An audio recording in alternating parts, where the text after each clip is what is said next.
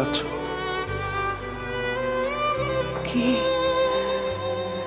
কি? তোমার ছেলে অংশুমান।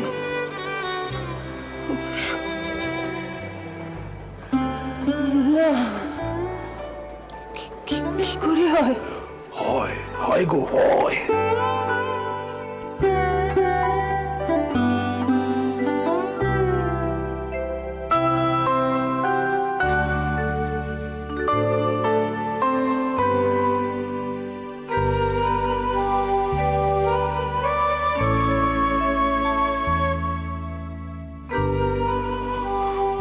অংশু, মা, অংশু, আমার অংশু, আমার মা।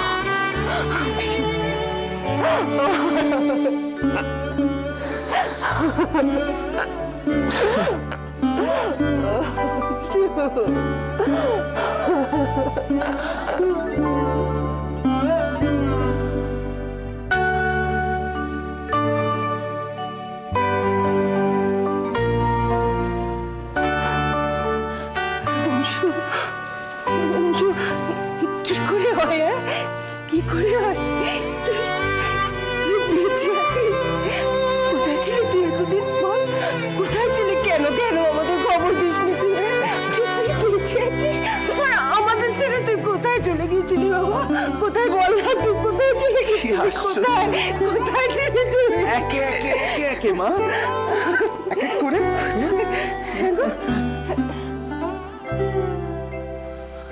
আচ্ছা, তুমি তুমি জানতে না? তুমি জানতে? হ্যাঁ, বাবা জানতো। আমি বাবাকে বলতে বারণ করেছিলাম। তুই তোর বাবাকে জানাতে পারলি, আর মাকে একবার জানাতে পারলি না? উপায় ছিল না মা। বিশ্বাস করো, কত রাত যে ওই জানলাটার পাশে এসে দাঁড়িয়েছি, দূর থেকে দাঁড়িয়ে দাঁড়িয়ে শুধু তোমাকে দেখেছি, কাছে আসতে পারিনি। সবাই জানতো তুই বেঁচে?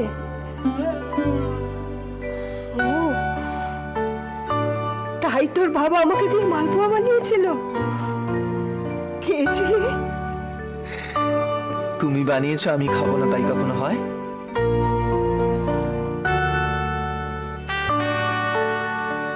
এখন তো আমি এসে গেছি মা। ইস, কি চেহারা হয়েছে বলতো তোর? আরে ও কিছু না, আমি ঠিক আছি মা।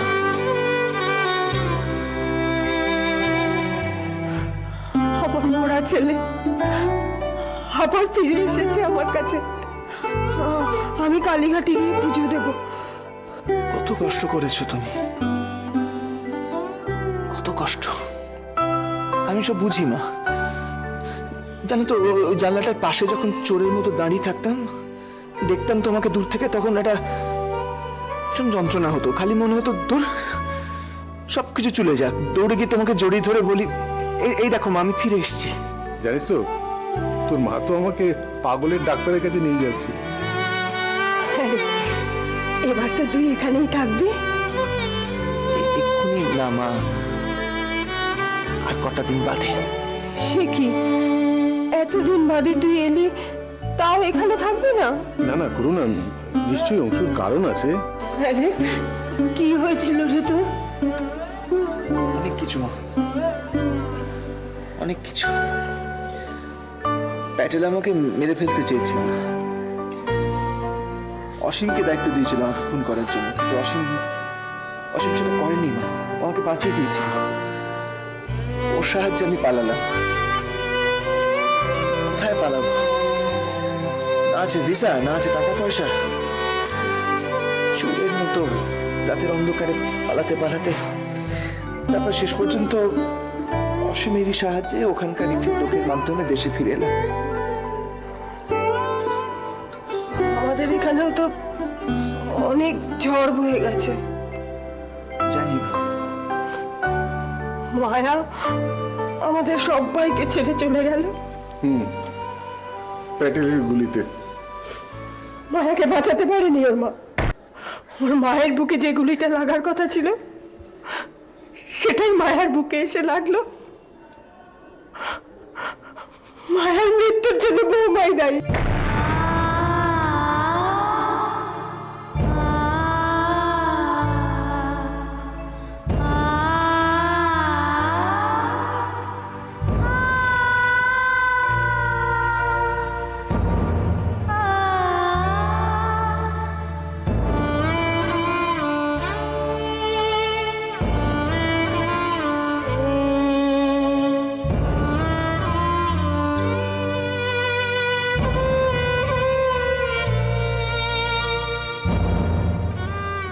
সরি।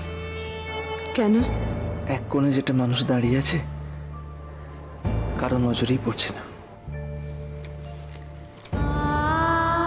ও আমার অভ্যেস আছে, এতদিন থাকতে থাকতে ওসব আমি আর গায়ে মাখি না। অত কিছু আরে এবার তো থামো। আচ্ছা, এভাবে ভাবছো কেন? অংশু,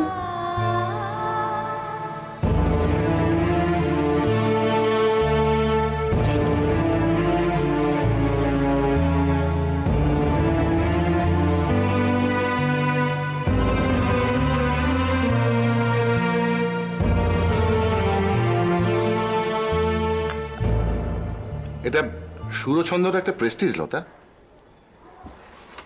আমি কি করব বলুন? এই অবস্থায় আমার হাজবেন্ডকে ছেড়ে। দেখো, দুটো তো দিন, একদিন রিহার্সাল আর একদিন প্রোগ্রাম। রিহার্সালে মিনিট 10, হ্যাঁ, প্রোগ্রামের দিন একটু বেশি সময় লাগবে, এই যা।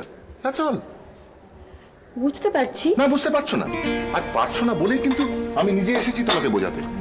দেখো, আমার কোম্পানি সুরছন্দর এখন বিক্রি সবচেয়ে বেশি, আর তোমার কাছে তো টপ 3-র মধ্যে। দর্শক তো তোমায় চাইবেই। আর তাছাড়া ধরে নাও এটা আমার প্রোগ্রাম। কথা দিয়ে কথা না রাখাটা তো অন্যায়।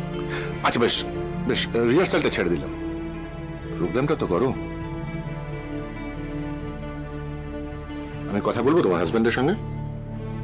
তার কোনো প্রয়োজন নেই। বলি না, এটা আমার সিদ্ধান্ত, ভুল সিদ্ধান্ত। সেটা আমি বিচার করব। সবাই তোমাকে চাইছে, লতা।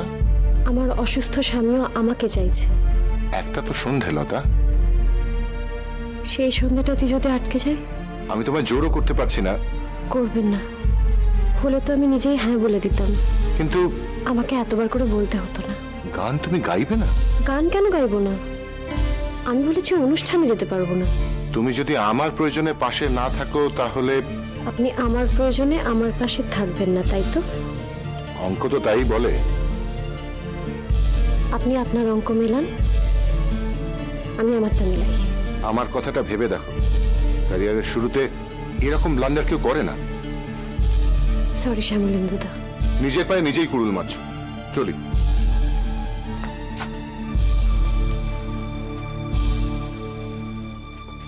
আমার একটা মোবাইল আছে, 24 ঘন্টা অন থাকে, যে কোনো সময় জানালেই হলো। কি? তোমার সিদ্ধান্ত। আমি দেখো, আমি শিল্পী নিয়ে ব্যবসা করি, জানি শিল্পীর মনকে তারই পাল্লায় মাপা যায় না, কোনো অঙ্কেও তাকে মেলানো যায় না। চলি, গুড ডে।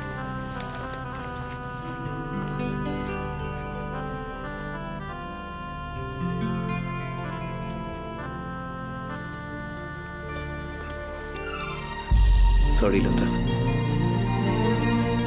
মানে আমি ভেবেছিলাম গানই তোমার কাছে সবকিছু। গানটা আমার নিজের জিনিস, তাই ওটা নিয়ে সিদ্ধান্ত আমি নিজেই নিতে পারি।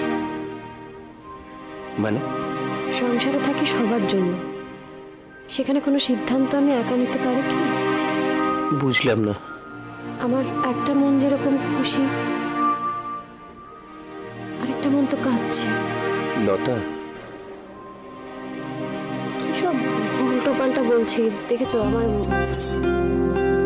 তোমার ওষুধ খাওয়ার সময় হয়ে গেছে, দাঁড়াও আমি ওষুধটা নিয়ে আসছি।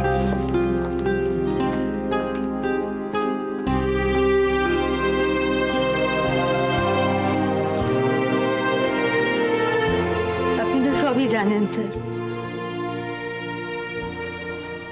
আমার ভাই বিমান সেই কোন ছোট্টবেলায় হাতে ব্যাগ তুলে নিয়েছিল। এই ঘটনাটা ওর ছোট্ট মনে কি দাগ ফেলেছিল।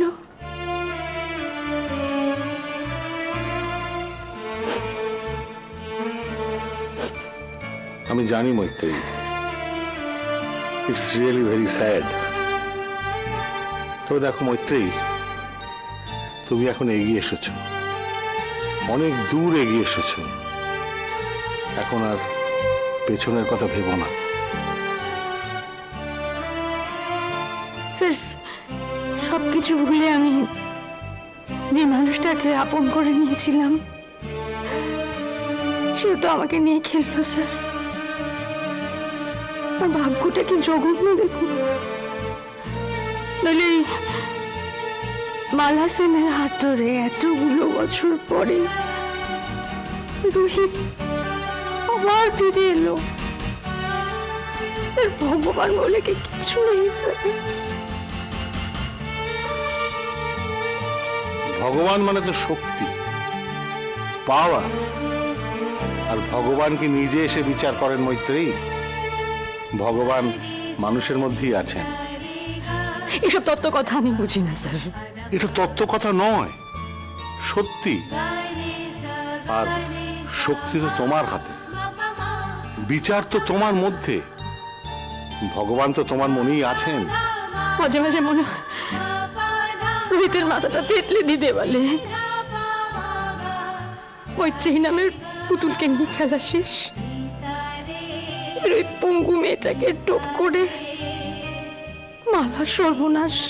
আস্তে আস্তে ধীরে, মনে রেখো দেওয়ালেরও কান আছে। যা ভাববে সবটাই ভেতরে। তোমার ডান হাত জানবে না যে বাঁ হাত কি ভাবছে। আচ্ছা, ওই লোকটার ওপর তোমার খুব রাগ না? ওই যে রোহিত নাকি যেন নাম?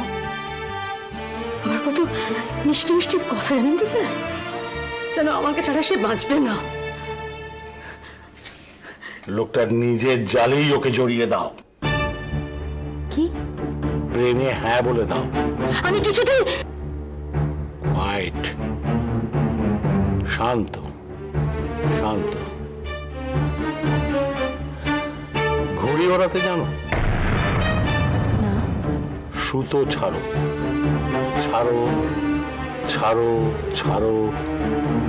তারপর ঘুড়ি যখন পথ করে আকাশে উঠবে, হ্যাচকা একটা ও কাটটা, তোমার রোহিত আউট। যে ব্যথা সে তোমাকে দিয়েছে, যে জ্বালা সে তোমাকে দিয়েছে, সেই ব্যথা সেই জ্বালা তাকে দ্বিগুণ করে ফিরিয়ে দাও। যখন সে তোমার প্রেমে মশগুল, ছুঁড়ে ফেলে দিও তাকে। কিন্তু কিন্তু কিন্তু তোমার ডান হাত জানবে না বাঁ হাত কি ভাবছে।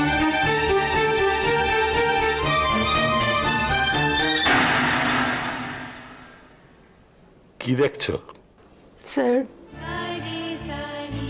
এতদিন আপনাকে সিনিয়র বলে জেনেছি, দুর্দান্ত উকিল বলে শ্রদ্ধা করেছি। আজ আপনাকে অন্যভাবে অনুভব করলাম। হেরে যাওয়ার জ্বালা আমি বুঝি মৈত্রী। রণজয় মুখার্জি কোনোদিন হারেনি। তাই আমি চাই না যে আমি যাদের স্নেহ করি তাদের মধ্যে কেউ হেরে কষ্ট পাক।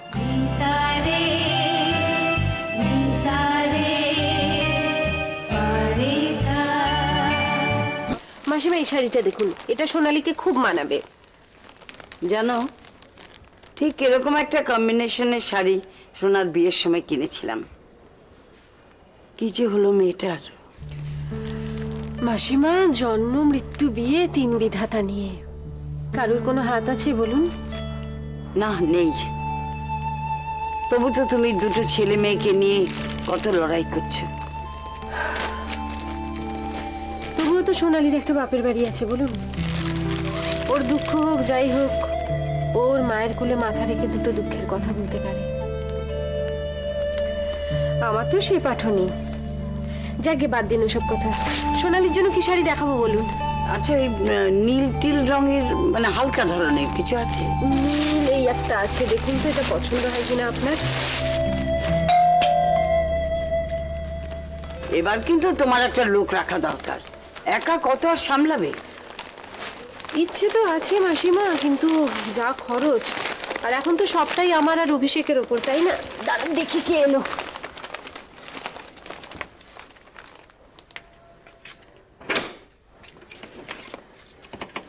কি চাই? একটু শাড়ি দেখতাম। বাবা, শহরে কি শাড়ির দোকানের অভাব পড়ে গেছে যে আমার এই ছোট্ট দোকানে আপনি এসেছেন শাড়ি দেখতে? রোহিত রে ডান হাত বলে কথা। দেখুন, আমি নই, স্যারের মা এসেছেন শাড়ি দেখতে। উনি কি ভিতরে আসতে পারেন? আসুন মাসিমা, ভিতরে আসুন।